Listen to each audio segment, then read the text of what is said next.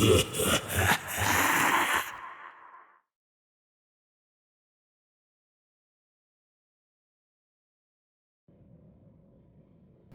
again, my lovelies. Pirate Scum Gaming here, and tonight I am delving once more into the world of science. This time I am bringing you my take on a SciTorp boat, and for that we are using the Crossfield Refit. I really didn't care much for the Crossfield when it first came out. I thought it was pretty odd and not very attractive looking, but you know what? The more I've flown this thing, the more I've come to love it. It's just elegantly designed, it's fast, it turns well, and for this build, it just serves the purpose with spades. So let's go ahead and jump right into the build. Alright, in the forward weapon slots, I am using the gravimetric photon torpedo from your Dyson rep. Now when this torpedo fires, upon detonation it creates little gravimetric rifts, little mini gravity wells. And they deal a pretty decent amount of damage if you ask me. And it is buffed by a Starship trait which I'm using, which I will talk about in a little bit. Second up is the particle emission plasma torpedo. Upon detonation, it creates a plasma particle emission cloud that deals a significant amount of radiation damage. And it is buffed by EPG, so that's why we are using it for this build. Next up is the neutronic torpedo launcher from the Delta rep. This also deals a significant amount of radiation damage, but also nukes subsystem power as well as power transfer rate. That's kind of handy. It keeps your enemies on their toes, that's for sure. Next up, and last but not least for the forward weapons, is the dark matter quantum torpedo. Not going to talk about this a lot because I've talked about this ad infinitum in my other videos. You know why I use it. Alright, for the deflector, I have chosen to go a little bit different route than I did on my Fleet Scryer. As you know, on the Fleet Scryer video, I did the Fleet Colony deflector. This time I chose to go with the Imperial Rift 3-piece set. So let's go ahead and take a look and see what this deflector does. We get some hull capacity, which is nice, because science ships are notoriously squishy. Some shield capacity, you know how I feel about shields. Starship stealth, well, that does help a little bit. These last three are what we're really looking at here. We have Starship. We have plus 31.9 Starship exotic particle generator, which is much needed for this build.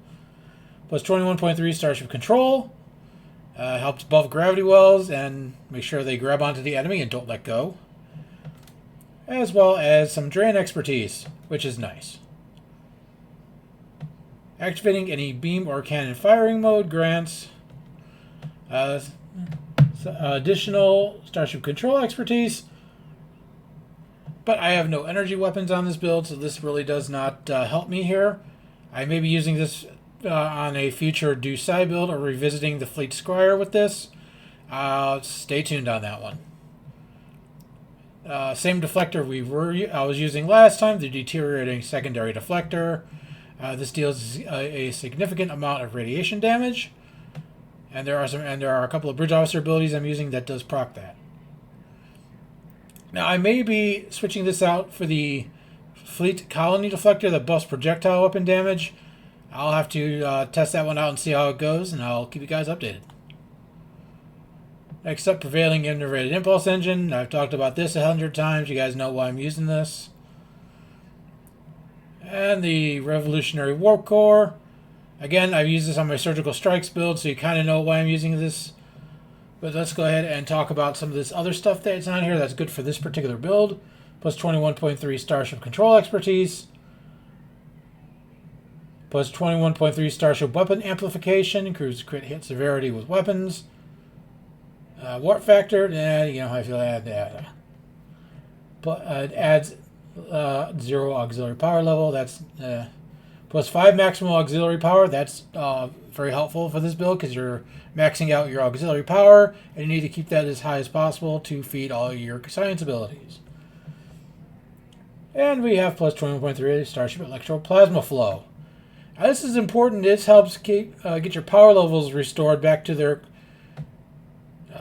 proper power levels after coming off a full impulse.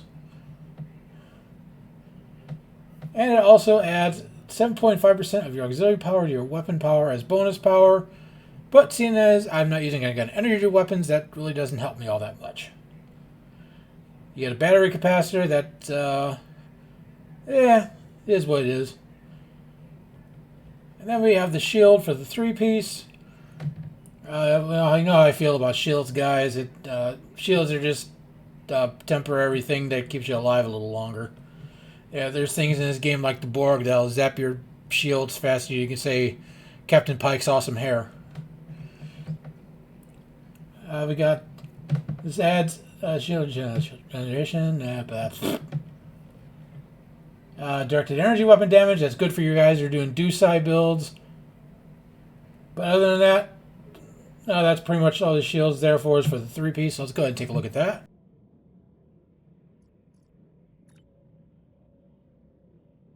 Alright, here's the 2-piece, the House Mokai Science. Getting some damage resistance rating versus foes in forward arc. That's pretty much everything you're going to be facing. Well, I shouldn't say everything, but 99% of things you're going to be facing in an ISE. You get some flight turn rate, which is handy. And you also get this pretty good sized exotic damage buff. Exotic damage crit severity plus almost 56%. That's enormous. That is incredible. That is a great thing to have for this. Also, and here's the 3-piece. We do what we must. That's a lot. This 3-piece unlocks the weaponized mycelium emitter. This is going to be the biggest max 1 hit that you are going to see on my Parse coming up. This deals a massive amount of radiation damage, up to 10 foes, and a 10-kilometer cylinder in front of the ship. Basically, it looks like a giant lightning bolt that shoots out from the front of your ship that deals a massive amount of damage. And you're going to see that on the Parse coming up. Alright, and after weapons, we're using some mines. Shock! I'm using mines on a torpedo boat. First up, we have the modulating competitive mine launcher. The reason we're using this one is because the longer that the mines stay out, the more damage they do. Touch around mine launcher. This helps zap enemy shields, and these do quite a good job at that. And the Thoron infused quantum mine launcher. These deal an incredible amount of radiation damage. These hit really, really hard, guys. And in case you didn't know, obviously in the title, this one you get this from your competitive rep. This was a mission drop from the Klingon Civil War. And this one is available in your Delta Reputation store. For devices, I am using a kinetic amplifier to help buff projectile weapon damage. Reactive armor catalyst, which is basically a repurchasable. Try saying that one 3 times drunk. Repurchasable oh shit button. This helps keep you alive in case you're taking a lot of damage. Next up, exotic particle flood. Now you heard me talk about this on my Fleet Scryer build.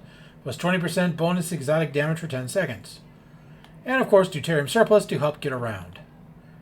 Universal consoles, of course, we have the Locator from your Discovery reputation. And yes, I am using the 2-piece on this, so let's go ahead and take a look at that.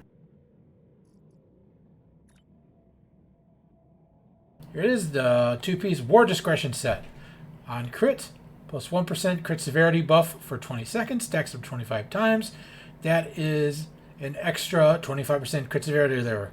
You definitely want to use this set if you can.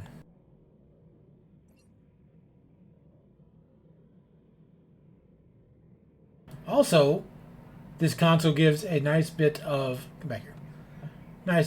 crit chance. A little bit of weapon power setting, which that doesn't matter with the torpedo boat since you're not using weapon power for that.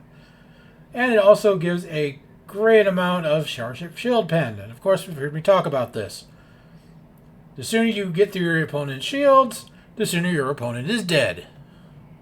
End of story. Next up is your Tholian web spinner array. This did a good amount of damage on my Parse that you're going to see.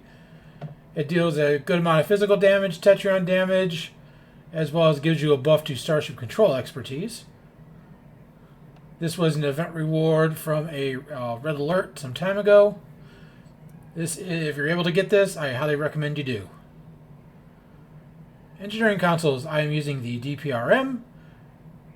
This is the magic oh shit button. This is one of the most powerful consoles in the game. You're getting some damage resistance rating and directed energy damage as the passive, but the directed energy damage does not apply in this case. It's the active that we're mainly focused with. Plus 40% bonus damage while hull is above 80%, which is pretty much the whole run. Especially if you have a really good tank like I do. 100% bonus damage resistance rating, that's nice. And a whopping 500% hull regen. This is the ultimate oh shit button, ladies and gentlemen. Next up is the Neutronic Eddy Generator. This is off the Rising Weather Control ship from the summer event a couple of years ago. You get passive, a little bit of drain expertise, as well as some auxiliary power setting, but that's not what we're using it for. We're using it for the active. This creates a giant purple mosh pit of doom, if you really want to call it that. This big giant purple field just envelops all the enemies in front of you and does a large amount of radiation damage and nukes shields like a champ. Next up is the Delphic Terror Generator. I talked about this a little bit on my Fleet Scryer video. Plus 20% bonus exotic damage and 5% crit severity. And those are the passives. The active is quite good as well. A bit of radiation damage. And also nukes damage resistance rating. Yeah, this is that purple pulsing thing that you see going off every once in a while during the run. Next up, for science consoles, I have the Auxiliary Ejection Assembly. This is from the Kelvin Timeline Connie, or the legendary Kelvin Timeline Connie. Its passives are okay, plus a little bit of max auxiliary subsystem power, plus 19% bonus exotic damage. That's also very nice. But it's the active, once again, that we're using it for. Launch up to 4 auxiliary warp cores. Who knows where those have been hiding. Which will travel 2 kilometers behind your current position before detonating the 5-kilometer radius. Gives you a nice speed buff and turn rate buff, and it's pretty good for knocking out enemies behind you. Now you'll see me using this when I'm transitioning from left to right. Basically, I'm doing a bombing run over these spheres and probes that are kind of in the middle. So I'm flying over them and I'm bombing them. That is why we're using it. It does, as you can see, it does a good bit of kinetic damage. It does 12,279 times 4, so that's a lot of kinetic damage there, guys. Again, the bioneuroinfusion circuits have found its way into my builds. This is going to find its way into all of my builds. You've heard me talk about this one a million times, so I'm really not going to go over it that much. Next up is the Exotic Particle Field Exciter. Again, this is a very, very, very expensive console. This was crafted for me by a friend. I don't remember who it was off the top of my head, but this saved me a boatload of EC as well as R&D materials, because you could make 100 of these things and still not make one, unless you're insanely lucky and RNGesus loves you and you pop one of these things right away. That's pretty much how you're going to get it, unless you want or spend a boatload of EC for it. This one, on the other hand, I have some good news for you. This one is a reputation console. This is the Bellum Particle Generator from your Discovery Reputation store. It is under the support consoles. It costs you just a little bit of dilithium to get. Cascading Subatomic Disruptions. This one comes off of the Mirror Angle. Passives are good. It gives you a bit of Starship Exotic Particle Generator. And it buffs your auxiliary power setting a little bit, but it's the active that really steals the show. To primary target, 48k electrical damage, minus 10 all... Nope, take it back. Minus 40 all damage resistance rating. That's the spot on my glasses. Up to 2 secondary targets. 36k electrical damage and minus 20 all damage resistance rating. Up to 4 tertiary targets, that means 3, or a third for those counting. 24k electrical damage, minus 10 all damage resistance rating. This is an overall strong console, especially on an EPG build. Alright, now we have the Constriction Anchor. This applies a weak hold. Its active is pure garbage. We're just using it for the passive, the bonus exotic damage. Plasma Storm Module. This comes off of the Maquis Raider. I was able to get this with the recent Lobby sale. I was finally able to get my hands on this beautiful console. This is what creates the Fire Plasma Torpedo. My tongue stops working. The Fire Plasma Tornado of Death and Doom that you see. It's that big orange swirling mass of death. This is really powerful. There's a good amount of Starship exotic particle generator as well as control expertise. And last but not least, we have the Fakiri Torment Engine. This buffs all of these hazard abilities I have. The fire, radiation, plasma, physical. This thing just buffs them through the roof. This is all around great console, and it's free. It comes from the Klingon Civil War. So if you haven't had a chance to play that yet, and I don't know why you haven't, I highly recommend you getting this console. Alright, let's talk about skills. Same skills I have been using all along. Feel free to pause the video here, take a screenshot. This is one that Augie set up, and it is great for all-around builds. It doesn't excel at one thing, it excels at multiple things. So, also Augie did a video on why he did this. So go check it out. Hey, and while you're there, smash that subscribe button like it owes you money. Ring the bell. That way you guys are notified when Augie drops more of his videos. He works really super hard on these videos. So go watch him. He's retired. He is a disabled Navy vet, and this is his primary income. So go help a guy out, will ya? Tell him JB sent you. Alright, specialization. Intel primary, temporal operative secondary. I've been over that a million times, so you know why I'm using it. Alright, traits. We have unconventional systems. I've been over this a million times. You know why I'm using this. Using Control Bridge Officer ability gives you minus 7% recharge to universal consoles. And especially on a science boat, this is super important.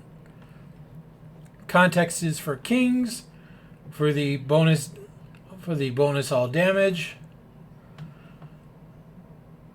Enlightened. I use this on my Fleet Scryer build. Plus exotic damage and plus hull regeneration.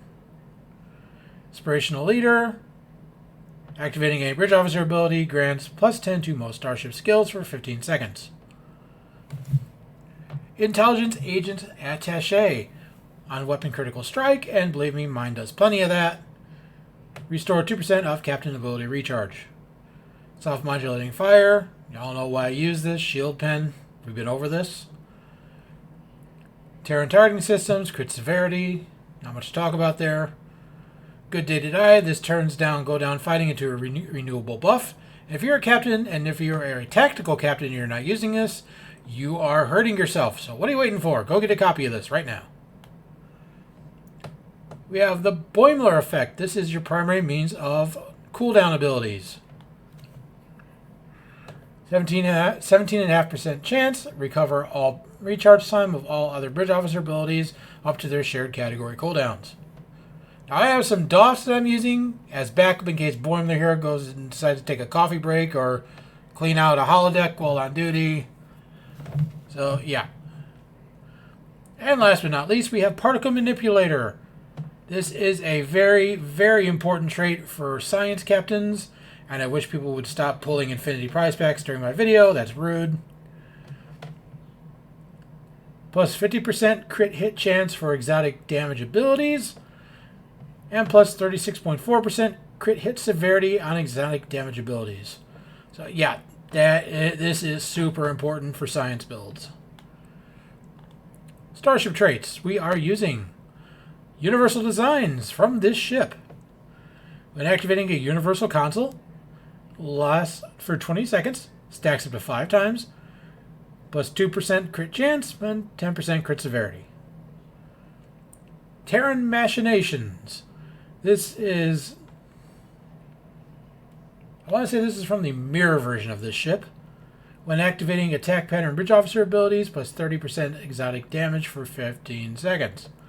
When activating control bridge officer abilities, 10% firing cycle haste for energy weapons. Well, I'm not using energy weapons, but it's that exotic damage that I'm more concerned with. Terran goodbye. If you heard me talk about this a million times, you know why I use it. Same thing for the ruin of our enemies, or should I say the ruin of our walls, because this is a stupid expensive trait.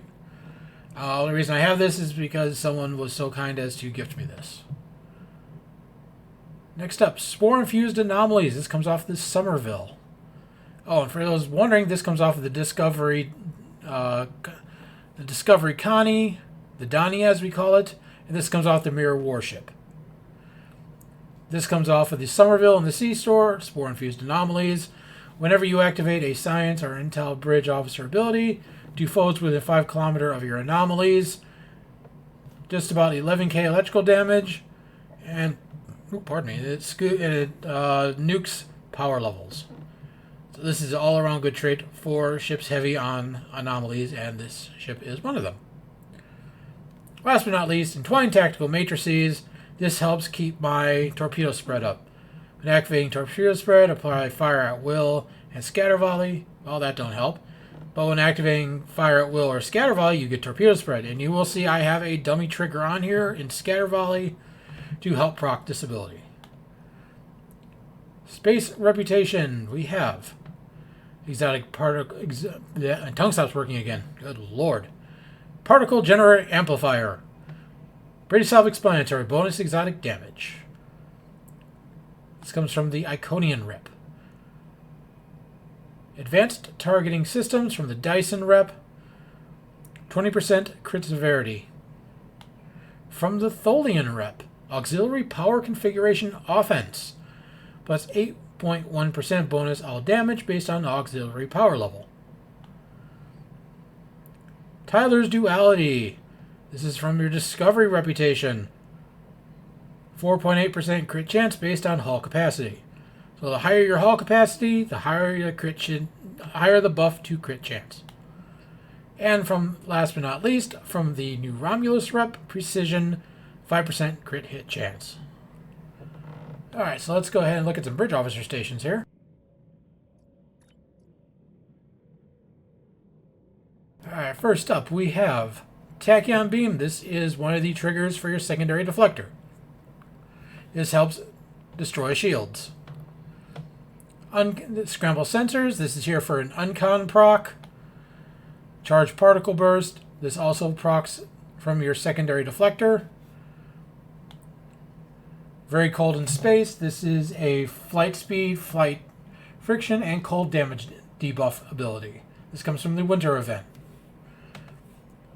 Destabilizing resonance beam. This one comes from the one mission in the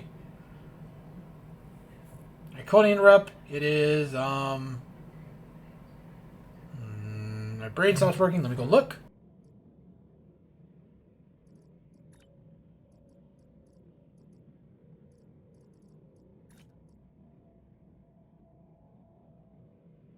Blood of the Ancients. That's where it comes from.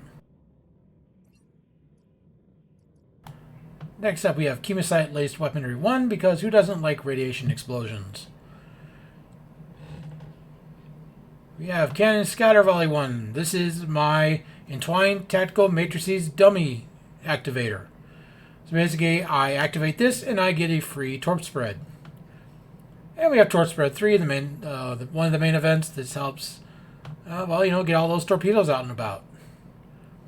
Emergency Power Auxiliary. This helps buff your auxiliary power setting and gives you a boost to Starship Exotic Particle Generator, and I have a duty officer that buffs this ability. We'll go over that shortly. Tractor Beam 1, this one is a uncon proc.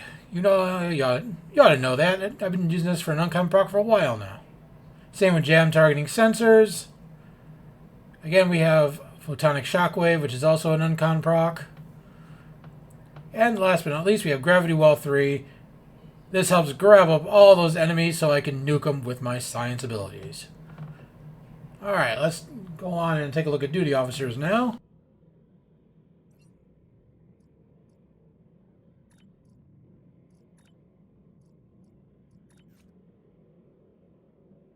Alright, first up we have my projectile weapon officer here.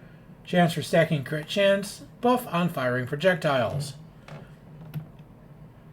We have my second projectile weapon officer. Chance for stacking crit severity buff to firing projectiles. We have the Liberated Borg Duty Officer 2447. I mainly use this one to buff my power levels. On use of tactical ability, 15% chance, set power levels to maximum for 5 seconds. That happens to proc quite a bit, actually, I've noticed. We have Mizuab, or as I call him, Ensign Frogger. He is my technician. Increased exotic damage when using emergency power to auxiliary. I have my deflector officer here. Chance to reduce the recharge time for deflector abilities. And last but not least, we have my gravimetric scientist. Chance to create an aftershock gravity well. Alright, with that being said, let's go ahead and take a brief tour around the ship. This, like I said, this is a really elegant ship. I didn't like it at first, but like I said, the more I've flown this, the more it's grown on me. There's just something about this ship that I just find absolutely intriguing. I mean, it's cool that when you do the transwarp jump, it does the spore drive thing. I think that's kind of cool. I'm glad they did that. I like the fact that you can have either an open or closed shuttle bay like they had in the show. I do like the detached nacelles. First, I thought that was an absolutely idiotic idea, but I think it's just kind of cool the way they have it. So yeah, this is a really cool ship.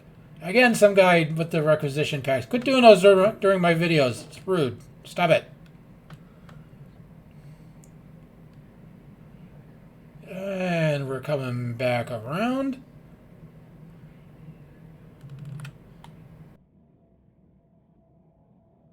And in case you guys were wondering about the name of this ship, ISS Occulta Scientia translates to ISS Covert Science. That's kind of what this ship is. This is my Section 31, my Terran Section 31 character ship, so it does make sense that it's a covert science ship. Alright, now that that is done and over with, the ISE Parse Demo is coming up next, as well as the Parse Explanation. So stay tuned for that, and I'll catch you on the flip side.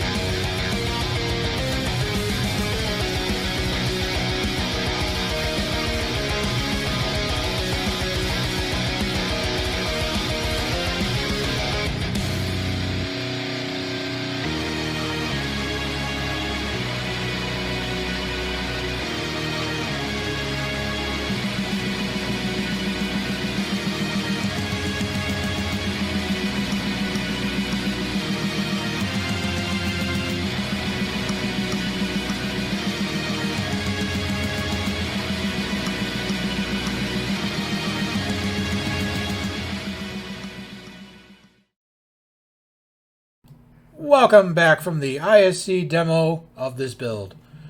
Let's go ahead and take a look at this parse. I am, of course, at James Bryce, and my build did 583.7k. That is far and above the expectation I had for the build. I did a parse for it the other night. Only did about 570. I figured that was as good as it was going to get. But the other night, also I decided to do it again, just for kicks, and this is the end result.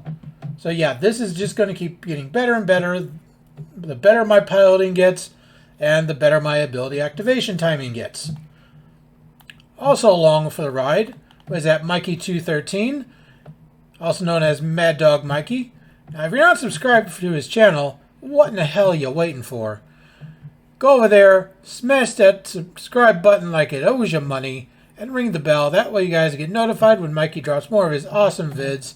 He was my control for the run. He did an excellent job at 272.5. Also along for the run was our good friend Talon. Talon was running DPS in her Kira, and her numbers just keep getting better and better. Keep up the good work, Talon. You are going to be a hell of a DPSer the more and more we work with you. Tanking the run was our good friend at Lord Ice. Did a hell of a good job. I mean a hell of a good job. Look at this. 95.5% damage in, 93.8 attacks in. Lord Ice is both mine and Mikey's tanking student. He is doing an excellent job. He just keeps getting better and better. Well done, Lord Ice. Well done. I doff my chapeau to you. Last but certainly not least, we have at J.K. Bennett, 2008. This is Emma. Emma did a wonderful job keeping up with us on DPS. Always a pleasure to have her along. So let's go ahead and pull up my combat analysis so we can take a look and see what did what.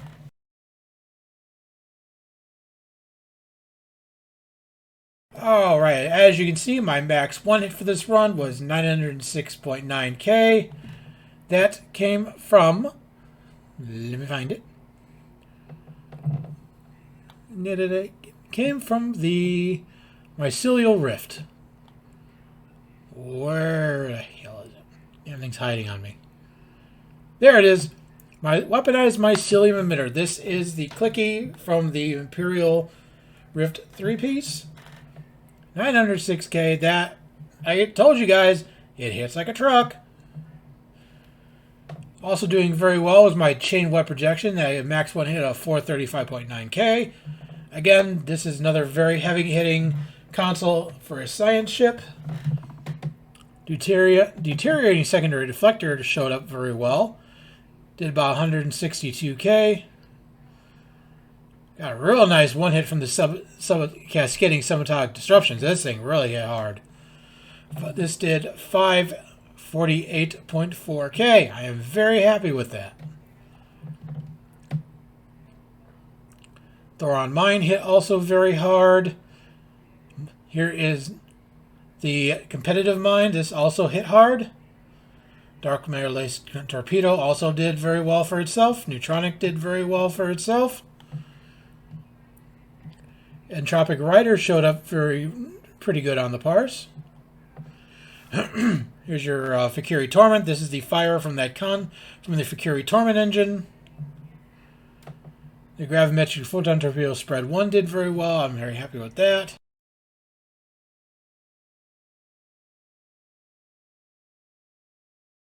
Shockwave even did very well. 227k max one hit. I'm very happy with that.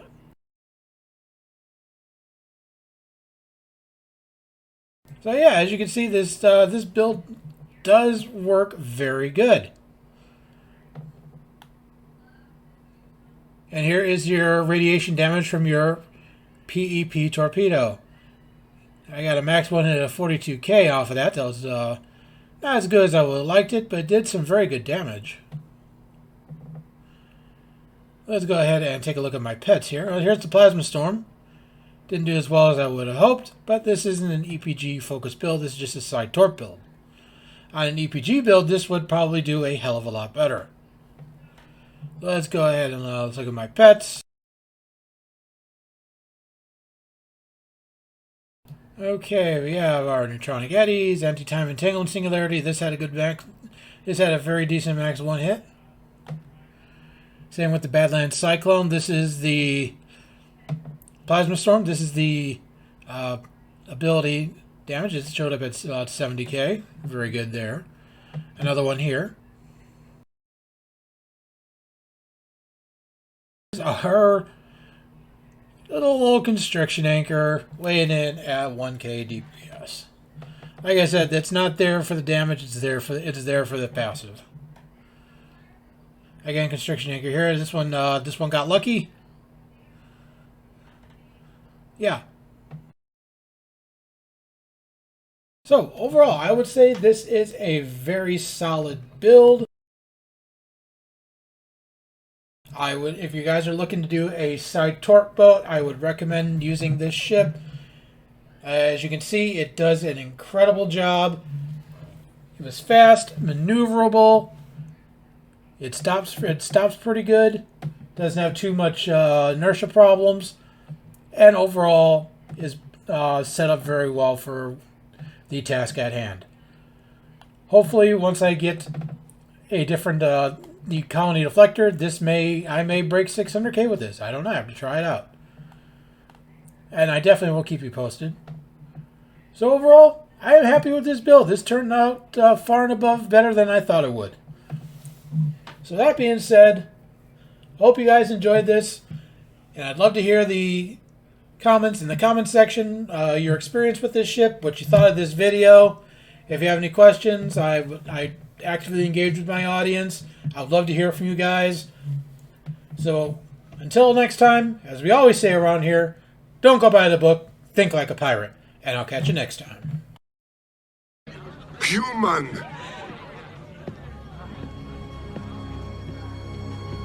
Play, Damjat, human!